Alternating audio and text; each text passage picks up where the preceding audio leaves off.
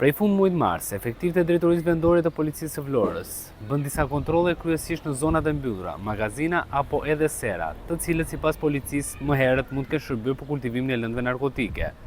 Ndërkohë që në fund të muajit maj dhe në fillim të qershorit, së bashku me autoritetet italiane, policia do të nisi kontrollet nga ajri nëpërmjet fluturimeve, me dron, por me edhe helikopter dhe avion, me qëllim monitorimin e të gjithë zonave, të cilët më herët kanë qenë në vijën e kuqe për sa i përket kultivimit të kanabisit.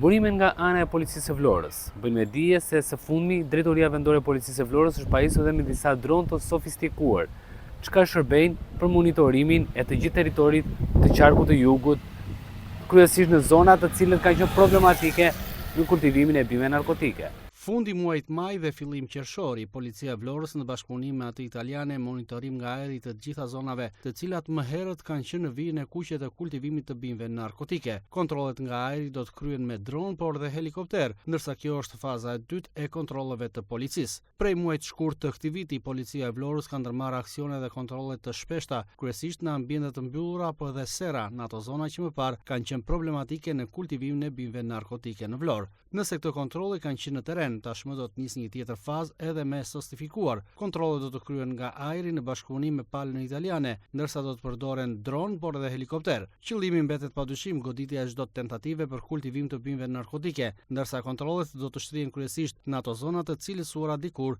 si problematike. Në fakt, prej vitesh Vlora është tashmë një nga zonat ku kultivimi i bimëve narkotike është ulur ndjeshëm, referuar viteve më parë. Kjo edhe në sajt të kontrolleve të shumta. E megjithatë, edhe në këtë periudhë, kontrollet do të vijojnë sërish, ndërsa në ndihmë të policisë së Vlorës dhe asaj shqiptare do të jetë tashmë edhe policia italiane.